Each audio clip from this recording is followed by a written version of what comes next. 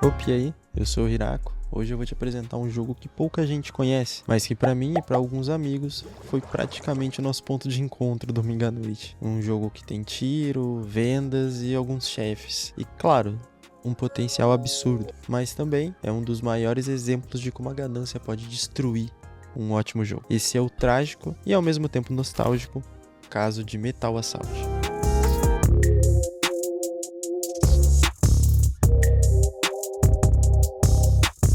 Metal Assault foi lançado em 2011 no ocidente pela Area Games, vindo da Coreia do Sul. A proposta desse jogo ele era bem simples, era um jogo de tiro 2D com alguns modos, um modo de PVP, que é jogador contra jogador, um PvE, que era um modo em que os jogadores se juntavam para matar ondas de inimigo, e um modo de missão, também os jogadores se juntavam para ficar matando os soldados ali com uma historiazinha. E o jogo tem um estilo de arte meio anime dos anos 80, muito bonita. Claro, o jogo também era gratuito, fazendo com que todo mundo então baixasse pelo menos uma vez para testar o jogo, né? No começo você entrava na cidade e sempre tinha alguém ali para conversar, trocar uns itens ou te chamar para missão. Eu mesmo já fiquei horas e horas parado na cidade apenas conversando com os amigos que eu fiz ali e acabava deixando de lado as missões do jogo.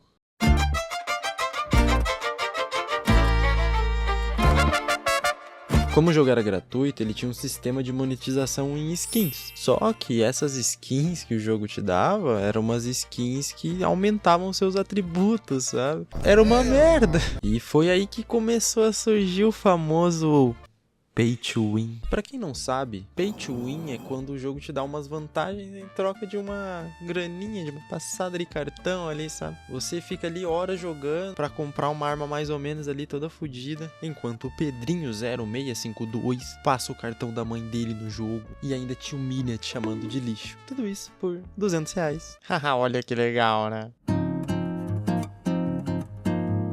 No Metal Assault, no começo não precisava gastar dinheiro ali, mas com o tempo começaram a surgir umas arminhas, uns equipamentos muito mais forte, só disponível para quem passava ali o cartão, né? Como essas roupas, né, essas skins, tinham alguns atributos, os atributos que eles tinham desses que são pagos, os atributos pagos, eram extremamente quebrados, aumentando muita vida, muito dano, cadência de tiro, quebrando o jogo completamente. E qual o resultado? No PVP, se você não pagasse, você virava só um alvo de treino, porque você não conseguia matar os caras. E você tomava um tiro, 2 tiros. Os caras tinham rifles com munições de 160, munição no pente, o cara nunca parava de te atirar. Você morria muito fácil. Nas missões até que não tinha tanto problema, porque como é co-op, aí esses caras que gastaram muito dinheiro no jogo ajudavam você também a passar, né? Ai, mas quem gasta dinheiro no jogo pode comprar essas armas quebradas e colocar na loja para vender por moedas do jogo mesmo, para todos os jogadores terem acesso a esses itens. E é com esse argumento que surge outro problema, meus amigos. O mercado do jogo ele era todo baseado em troca entre os jogadores, não tinha um preço fixo dos itens. Ou seja, quem tinha um item definia o valor. Quem jogava tinha como adicionar os itens em uma espécie de marketplace ali que ficava lá um tempo e depois saía. Você colocava um valor que você quisesse lá e quem comprava, comprou, né? Aí a pessoa pegava o item. No começo, sim, isso funcionava. Era um valor justo, era um valor baixo, não dava para você comprar bastante coisa por ali. Mas uma tintura de arma que não faz nada além de pintar a sua arma custava 5 mil. Beleza, era a moedinha do jogo lá, tranquila, rapidinho de você pegar 5 mil. Mas aí veio a famosa inflação, meus queridos. E essa inflação fez com que essa tinta passasse a custar milhões. E é claro que para acompanhar esses preços, você tinha que ficar muitas horas farmando, ou você desistia e abria a carteira, né? Essa tintura que eu mencionei, ela não tinha drop. Ela não caía em lugar nenhum, ela era apenas comprável. Como no começo, muita gente começou a gastar dinheiro, os caras começaram a encher o bico dos desenvolvedores de dinheiro, tudo bem. Ficava bem barato para essas tintas porque todo mundo tinha em excesso. Aí os caras vendiam barato. Conforme o jogo foi morrendo, muita gente desistindo do jogo, e por uns outros motivos que eu citarei mais pra frente, ficou cada vez mais escasso quem comprasse essas tintas pra vender ali pra quem não comprava. E por isso que começou a aumentar muito o valor de todos os itens. Eu lembro que na época eu queria comprar uma roupa de ninja, que ela não é boa, ela só é bonita, mas ela não é boa. E por ela ser bonita, ela tava custando 2 milhões. E ela não vai me dar nada, ela só era bonita, mano. Só isso que eu queria, só queria ficar bonito, mano.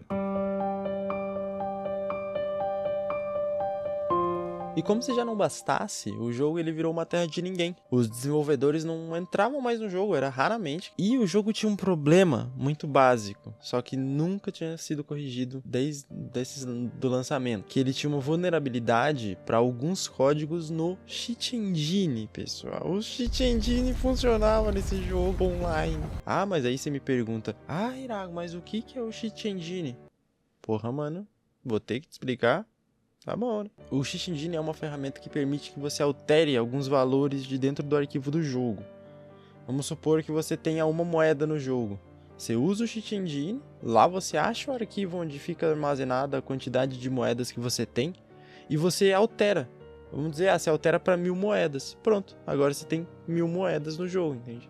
E é assim que funcionava o Cheat Engine. Claro, isso de aumentar as moedas não funcionava. Mas, invencibilidade, munição infinita, hit kill e, claro, muitos outros hacks para você farmar as missões sozinho funcionavam. Tá, mas o que seria farmar? Esse termo maluco? Meu Deus! Tá, farmar é você fazer uma ação repetitiva até ganhar alguma coisa.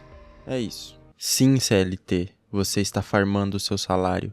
Finalizando uma missão difícil de boss, sempre vinham umas modificações bem caras que você podia ganhar ali na missão, que ela dropava umas cartinhas laranjas e nessas cartinhas você conseguia abrir umas loot box lá e pegava. No modo de missão, tinha um painel no final com os melhores tempos da galera. Essas fases de boss, geralmente elas demoravam cerca de 6, 7 minutos, dependendo das suas armas. Só que com o hack, ela demorava segundos para ser completa. Então o painel que mostrava os menores tempos lotou de jogadores com menos de 30 segundos completando essa missão. E os desenvolvedores nunca fizeram nada contra isso. E eu tenho que admitir que eu também usei hack nesse jogo, tá? Mas eu ressalto que foi apenas nas missões e não em PVP. Nunca fiz em PVP. Porque chegou num ponto que era impossível você acompanhar o mercado sem fazer isso. As missões que precisavam de grupo eu fazia solo com hack pra farmar o item e depois conseguir uma graninha, sabe? O dinheiro que eu conseguia com isso era mínimo. Ou, claro, eu passava o cartão ali e conseguia os itens que eu queria, né? Ter que recorrer ao uso desse tipo de programa pra você ter uma gameplay razoavelmente decente é bastante decepcionante. E sim, tá? Eu me arrependo de ter usado o hack, tá? Eu não usaria mais. Só usei porque eu não ia gastar dinheiro no jogo e eu queria ter uns itenzinhos. E eu era uma criança inconsequente, tá? Então, não usem hack.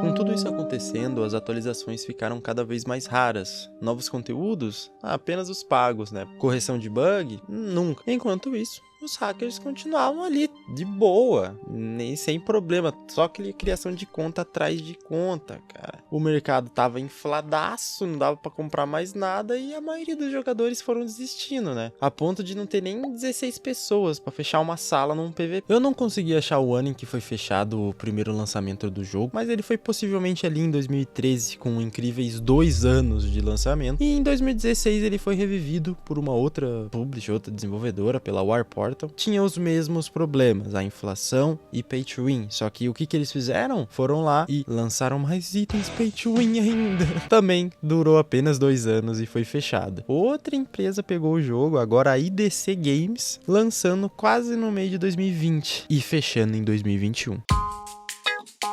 Novamente, eu quero lembrar que isso aqui é apenas a minha opinião, tá? Não é a verdade absoluta, é o que eu acho e o que eu tirei dessa experiência que eu tive. E, vixe, eu parecia ter um canal de opinião, né?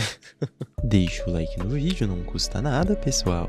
Eu joguei desde a época de ouro até o finalzinho de quase todos os lançamentos. E pra mim, os fechamentos aconteceram porque os desenvolvedores simplesmente não pensaram em como manter os jogadores ativos. A cada dia, a base ativa diminuía mais e mais. Chegou a ponto que a maioria só entrava pra conversar na cidade mesmo. Quase ninguém fazia as missões. E quando fazia, era só o pessoal que tava cheio de itens pago, com todos os melhores possíveis, deixando tudo sem graça. Com o tempo, eu acredito que nem valia mais a pena manter os servidores abertos, porque quem jogava já tinha tudo e não precisava gastar com mais nada, sabe? E sem novos jogadores, o destino era óbvio: fechar. O único pensamento que tinham era qual item pago, novo, mais quebrado lançariam. Mas lançar um item novo para 3 dos seus 10 jogadores ativos comprar também não compensa. Com esse vídeo inteiro, parece que eu não gosto desse jogo, né? Mas muito pelo contrário, gente, tá? Eu adoro esse jogo. Eu fiz muitas amizades dentro dele e algumas duram até hoje, tá? Agora, até no mês de agosto, no dia 9, o jogo voltou e dessa vez na Steam diretamente, com uma desenvolvedora chinesa ali, mas ele voltou. E é muito bom passar novamente por esse lugar onde já aconteceu tanta coisa, né? Onde já teve muitas risadas, brigas, discussões, roubos até de itens ali e, claro, amizades. Nesse jogo eu fui forçado a desenvolver o meu inglês, porque tinha que vender os itens e eu tentava desenrolar ali com os gringos, né? Porque eles não iam falar português e eu não sabia inglês, né? Então era daquele jeito, né? Uma embromada maluca. Era gente de tudo quanto é lugar, da Malásia, da Turquia, da China, da França, um monte de lugar ainda. Ninguém sabia falar inglês e daí todo mundo não se entendia. Era uma loucura, mas era muito bom. A maioria dos jogadores são os mesmos de quase 10 anos atrás, de quando eu jogava, sabe? Muitos me reconheceram, me deram até uns itens lá, que foi bem legal. E eu reconheci várias pessoas também. Joguei um pouco, joguei por 4 dias. E já no primeiro dia tava óbvio que o problema continuava lá. Ele ainda é pay to win, ainda tem todos os mesmos sistemas, sabe? Claro, agora eles estão facilitando para os novos jogadores. Tem alguns eventos a mais. Os moderadores estão dando alguns itens ali a mais e tal. Mas, seguindo essa política de monetização, eu acho que não vai durar muito, sabe? Infelizmente, esse jogo ainda parece que tá fadado ao fracasso. Para você que ficou até o fim aqui, eu tenho uma informaçãozinha a mais para vocês. O jogo, ele roda travado a 38 FPS. Sim, 38, você escutou isso mesmo. E eu acho que esse é um dos motivos dele ter esses fechamentos, né? Porque, meu Deus, 38 FPS, cara. Muito obrigado por ter me ouvido até aqui. Esse jogo, ele fez uma parte muito importante da minha adolescência. E agora que ele voltou, eu queria eternizar ele aqui no meu canal. E caso tenha gostado, curte e compartilhe esse vídeo com alguém, porque me ajudaria bastante, tá? E até uma próxima, né?